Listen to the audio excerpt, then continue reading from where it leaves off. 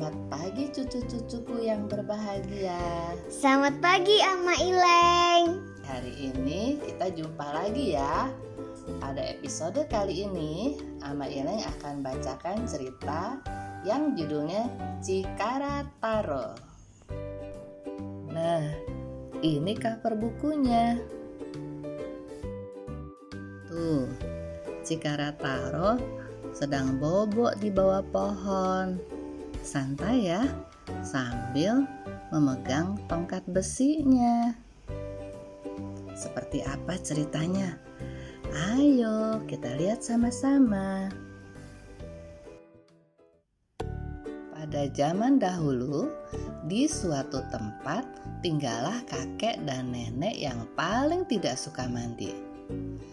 Tubuh mereka penuh dengan daki karena tidak mandi sepanjang tahun.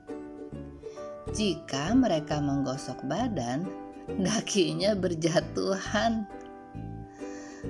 Nenek, kita coba membuat boneka dari daki ini yuk. Mereka yang tidak mempunyai anak mengumpulkan dakinya dan membuat boneka. Hitam tapi lucu ya. Kita namakan Akataro saja karena dia terbuat dari aka. Aka adalah daki dalam bahasa Jepang. Kakek dan nenek sangat gembira. Mereka memasukkan boneka Akataro ke dalam keranjang dan membesarkannya seakan-akan dia anak sungguhan. Ketika nenek menyodorkan pada Akataro semangkok nasi, tiba-tiba Akataro mengulurkan tangan dan memakannya dengan satu kali suap. Loh, anak ini bisa makan nasi. Kakek dan nenek sangat terkejut. Akataro makan 10 mangkok nasi dan membesar sesuai dengan 10 mangkok nasi. Akataro makan 20 mangkok nasi dan membesar sesuai dengan 20 mangkok nasi. Lalu dia bangun. Kemudian dia membuka mulut untuk pertama kalinya dan berkata, "Kakek, buatkan aku batang besi 400 kilogram." "Untuk apa barang seberat itu?" "Untuk dijadikan tongkat. Cepatlah." Karena Akataro terus meminta, kakek pergi ke tukang besi di desa. Pada waktu tongkat besi seberat 400 kg jadi, Akataro mengangkatnya dengan sebelah tangan dan memukul tanah dengan gembira.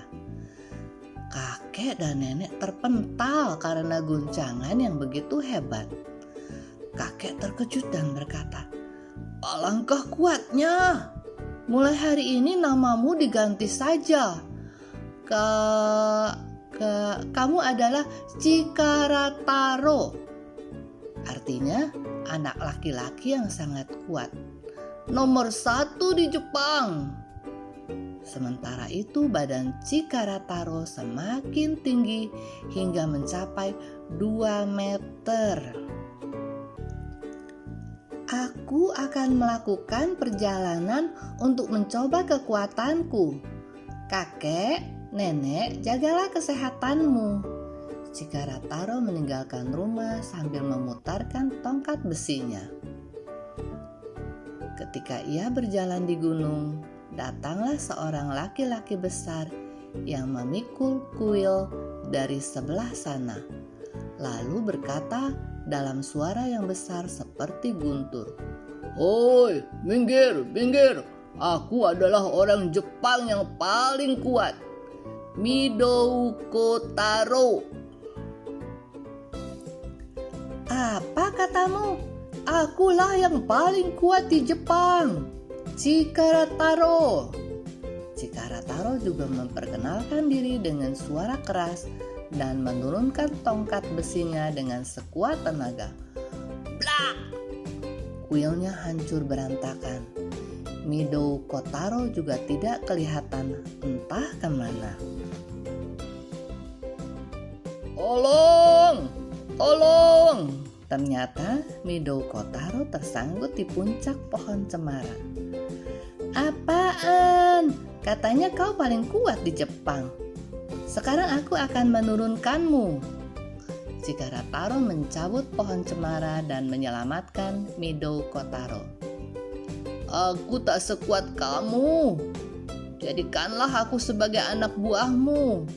Midou Kotaro mengatupkan tangan dan menjadi anak buah Chikara-taro. Setelah mereka berjalan beberapa lama di gunung, mereka menemukan laki-laki besar yang sedang menghancurkan batu tebing dengan tangannya. Mereka menontonnya dengan diam. Pecahan batu sebesar labu yang dihancurkan oleh laki-laki besar itu terbang ke arah mereka. Hei, awas! Chikara-taro segera meniupnya. Pecahan batu itu terbang ke arah lain dan menabrak dahi laki-laki besar itu. Hei, siapa yang melemparkan batu kepada Ishikotaro yang nomor 1 di Jepang? Akan kuhajar kau! Ishikotaro sangat marah dan berjalan ke arah Chikara-taro dengan wajah yang merah. Baik, coba kamu melawannya.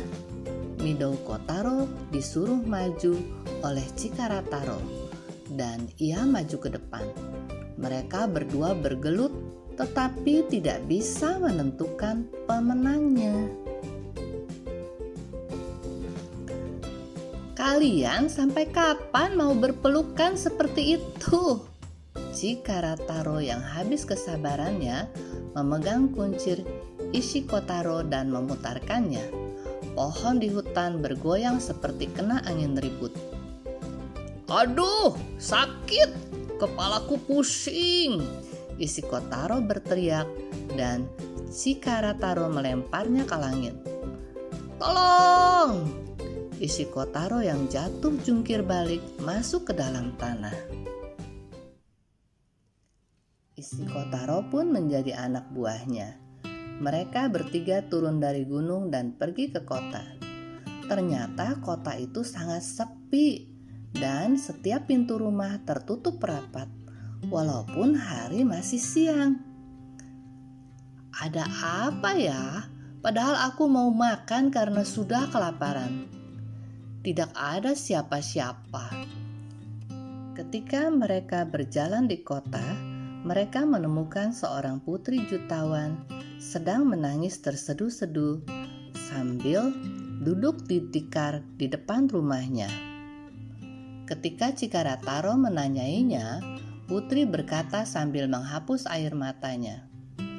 Setiap bulan, raksasa yang menyeramkan akan datang dan menculik gadis di kota ini satu persatu.